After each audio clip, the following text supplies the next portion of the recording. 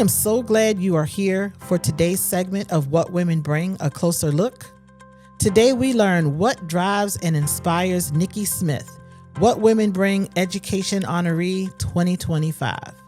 Her passion and love for the community is evident and much needed. I believe she will inspire you as she inspired me. All right, Niki Smith, it's so glad to have you, our Education Honoree. I'm honored to be here with you. Oh, thank you so much. And I just got to say that at the event, the first note I made was to thank you for being vulnerable. I remember getting teary-eyed over, and I don't remember exactly what you said. And you know, they say people don't always remember what you said. They remember how you made them feel. And you made me feel like you were bearing your soul to us that day. And I really appreciate that. Thank you. Definitely. So education, though, you talked about a lot more than just education. I did. Because this is like like what you're doing around food justice is different than what you would normally think of as someone who's in education. So talk about how that works for you. Well, as a parent advocate, you know, your main purpose is to create a bridge between school and home. Gotcha. Making sure that parents feel comfortable enough to become involved in their children's education. And there is a lot of barriers that come with that at a Title I school. Yeah. They're just trying to get through life. Things that we don't even think about, privileges that we have and we don't even think twice about. Just eating. Wow. And so in order to get the most out of a child, making sure that they reach their potential, we got to remove some, barriers that just should not be there. Right. And one of those things is just making sure that they have nutritious, just healthy food choices, both at school, because sometimes that's the only meal that some of our families get is at school, but also let's take some stuff home as well, and making sure that you have what you need there too. Yeah, it's hard to study, pay attention, stay awake. Oh, absolutely. When you're hungry. Absolutely. Yeah. And it's making sure that educators fully understand that, especially, like our new educators who are just really passionate about getting in the classroom and teaching students and kind of envisioning, the perfect classroom. And that doesn't exist, especially in impoverished areas. Right. They're dealing with so much beyond what you have in your lesson plan. They're dealing with just life stuff that they shouldn't even be dealing with at an elementary school age. So getting educators to understand that there are some things that you're going to have to break through with certain students and to get them to their full capacity. Yeah. So much in the way that social justice and gender justice addresses those disparities. That's what food justice is. Sometimes Absolutely. people act like they can't wrap their head around what is food justice, but if you understand what a food desert is, then you'll you can understand food justice. Because also, all too often we have, you always have the little blessing boxes and access to canned goods, the non-perishable items. But what we need to understand is that fresh food is absolutely necessary. Your body tells you when you need fresh food. Yes, it does. Yes. And so just making sure they have, accessibility to those things as well. Some collard greens and some corn and some milk and eggs and protein. Yeah. Things that you can't pick up at your local Dollar Tree or Family Dollar. Right. You can always get a can of corn, or a can of green beans, and those are somewhat affordable. You can still get them for 95 cents or maybe $1.05, but not so much, with your fresh produce and meats. So you describe your leadership style as servant leader. Yeah. Tell me how because that sounds like a calling or even a ministry. How can I put it? So it's definitely a calling. I know that it's a gift from God because it just kind of flows from me very naturally. Yeah. I love to be behind the scenes. I love to serve. And it it brings me such joy to know that I am making someone else feel seen and making them feel valued. That's something that gives me, that fulfills me, that brings me purpose. So, servant leadership, I feel like my relationship with God is crafted in a way where I understand that he needs me to be the hands and feet of his, his vision and mission down here. Yeah. So you also laughingly talked about being a workaholic, which is, a lot of us have to admit that. So how do you balance things out? So I am currently working on those things. Good, because that would be an improvement from during the event. Absolutely. You were just now kind of getting there. Yeah, and there were people in the audience at that time that would have totally just tortured me if I would have told you something completely different. But I am completely a workaholic. It brings me fulfillment. But I think I credit my husband and my children with making me take time out. And my friends, my dear friends, making me take time out to take care of me. And I think the older you get, the more you realize that time moves very quickly. And before you know it, it's like we were just at the beginning of 2025 to me, and now we're in a whole nother year and with a whole nother age bracket. Yes. And I'm really trying to be very intentional about taking moments for me to understand me and to take care of me. And how I do that, I sit out on a porch and I just look at, just be. Just be, yes.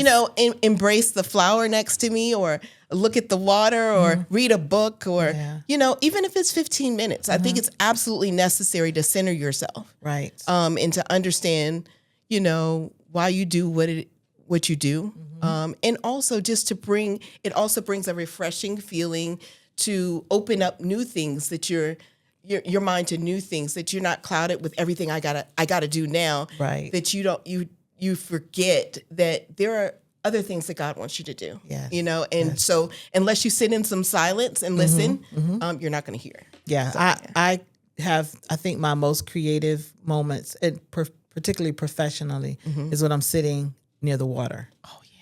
And especially if it's not water where I live, like if I'm somewhere else, then I have all these. I'm like, we could probably do so and so.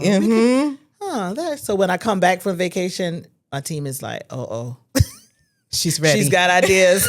She's refreshed. Yes. Yeah. But it's refreshing. Yeah. And it's in a different pace. Yeah. Yeah. Good for you. Thank you. What's your favorite thing to do when you are like stressed out? When I'm stressed out? Or do you get stressed out?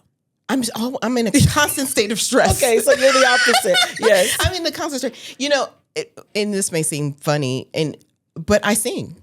I'm a vocalist. Okay. And I don't sing as much as I used to. Nice. Those who are going to look at this are going to be like, yeah, she don't sing as much as she used to.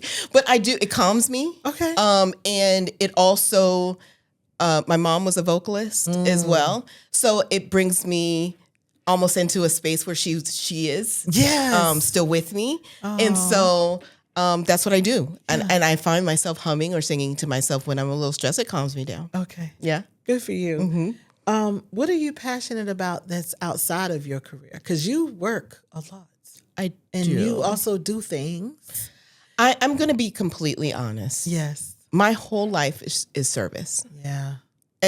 Every part of my life is a reflection of that. So my job is serving others. The organizations that I belong to, that I do on my free time, it's all about service. Yeah. When I am not doing those things for those organizations, I'm doing something for somebody. Right. Whether it be my family or my husband or my friends. Yeah.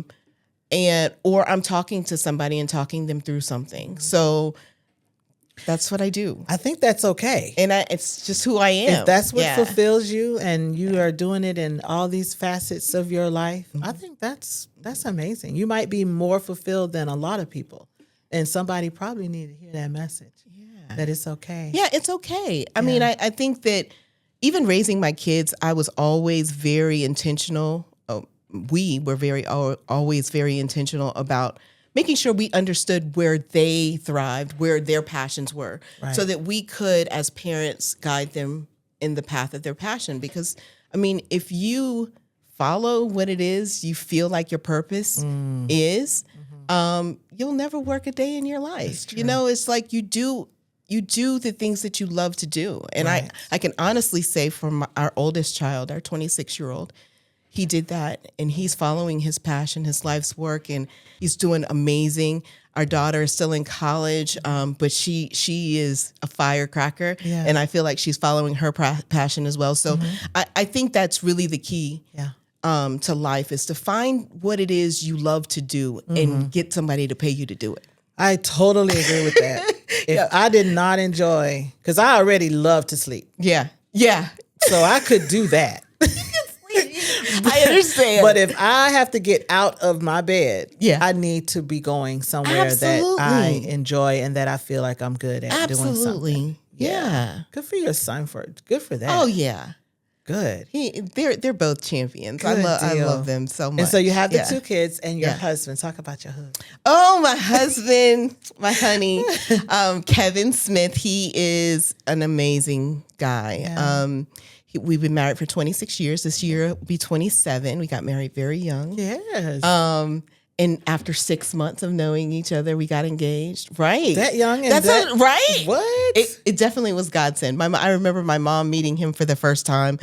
And after he was leaving out from dinner, and he walked out the front door, and I turned around and my mom said, "God, for God's sake, Niki, don't mess this up." I knew then, because it was very few people I would bring home, right?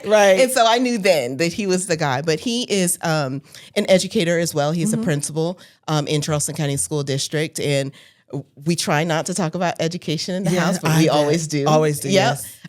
And I believe we feed off of each other. You know, he ignites everything that is what I'm passionate about. He encourages me. I think that's really kind of the key to having a partner and even friends that really push your potential, and get you to operate in your full capacity, even when you don't feel like it. Because it's like a lot of times, you know, I'm not a good bragger of myself. I'm not a person that you will say, "Tell me about you, Niki." I'll end up telling you about my family, or you know. But he does that for me. He allows me to shine, and reminds me that it's okay to embrace that light when God gives you a moment to shine. Lovely. You know, so lovely. So now, when you're a patient, you're a parent advocate. Parent advocate in education. Yeah. What were you doing before that, or has that always been your path? I know you've been a servant leader since always. Yes. So funny enough, I started off my career when I got married. I was a paralegal for 10 years for the state. And then we had our second child, and Kevin was moving out of the classroom teaching into administration. And quite frankly, somebody needed to be home. True. Right? Yeah. And his thing was always, "I just want you to be a stay-at-home mom."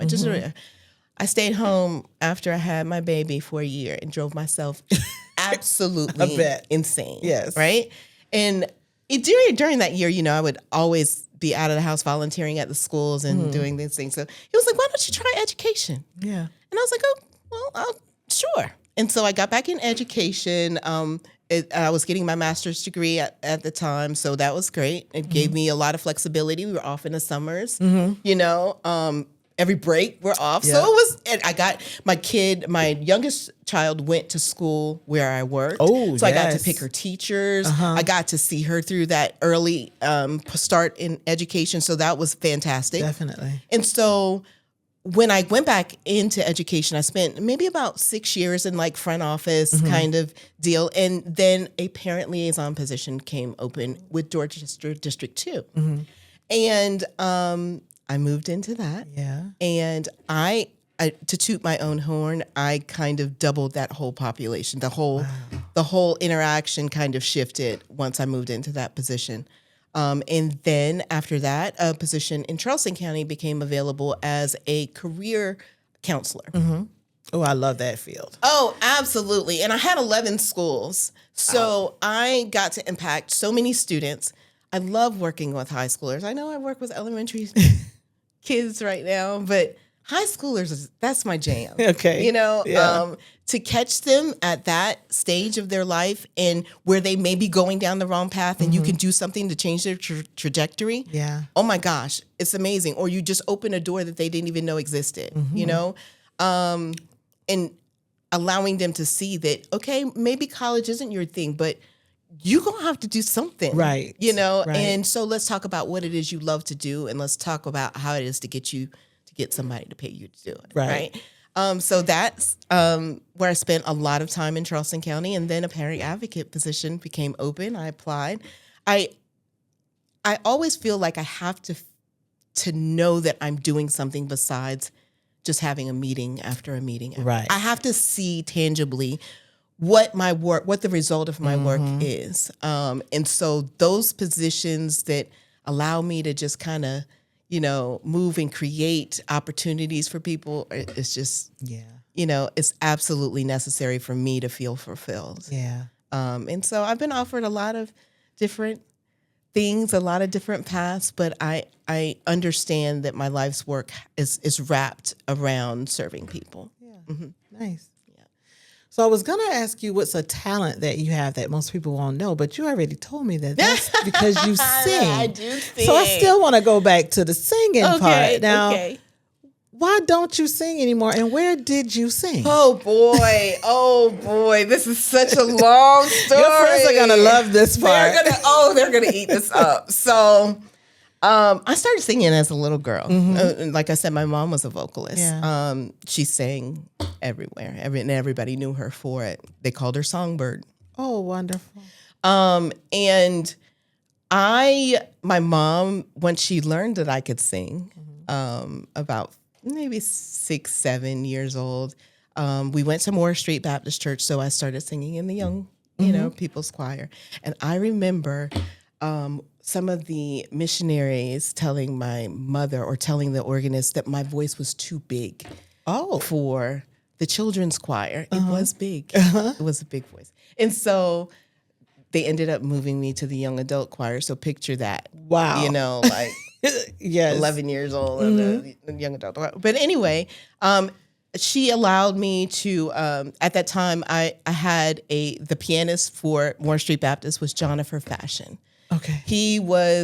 We called him the maestro. He could create anything with music. And I started traveling with him to Paris and to the Bahamas and singing in front of prime ministers and stop. Yeah, it was pretty intense. And those who know me know that was a very amazing time between 16 and 19 that I just, was able to travel the world. I never knew that I would have the ability to do that. Wow. And even my dad, I lost my dad when I was 15 to lung cancer, but I remember him hearing my voice and just wanting me to sing all the time. So every time I would go to church with him, they went to 2 different churches, but anytime I went to church with him, suddenly it would be, Niki, come up and sing, Yes. So they kept me singing. Nice. How did I end up not singing so much anymore? I think life happened. I got married. I had children. Yes. It just wasn't a priority anymore. And I think the competitive side of all of it for me, I never wanted to feel as if I compared myself to anyone. Yeah. I was my own competition, and my gift was made for God. It wasn't made to be compared to anybody else's. Right. And so I think all too often when you're in like church settings and you're, that competitive spirit may be present. And so, I think that's kind of what happened. Then I just kind of started doing it for me. Yes. And I'm sure that I'm sure that God would say, yeah, you're probably supposed to be using your gift for what I gave you it for, is singing to people. And I'll do whatever he tells me to do, right? Yeah. But I just haven't found myself in a position to do it. And that's okay too. Yeah, and that's okay too. Yes. I'll give myself a little grace. Give yourself grace. But what I really love is that, one, that is your stress reliever. It is. So it is still a gift. It's for me, right? It's for you right now. Yeah. And it connects you to your mom. Absolutely. So that Absolutely. I miss that's her good. so much. Yes. But it definitely connects me to her. Yeah. Wonderful. How can we find you on social media if we were to look for you? Simply Niki Smith. It's a Niki with 1 K, Niki. And I am on Facebook. I'm on Instagram. Yes. I know nothing about TikTok. Me either. Right? Yeah. So I'm there. Well, good. And give me a follow. Absolutely. I think I followed Send me you a friend already. request. There you go. Definitely. I don't even know where to follow me. Listen, I wanted to share something on Instagram and it pulled up my list of people that I follow. Yeah. And it was like 12 people. I was like, oh, Really? Yeah, but there are like hundreds of people that follow me. Right. I thought that was a reciprocal thing. No.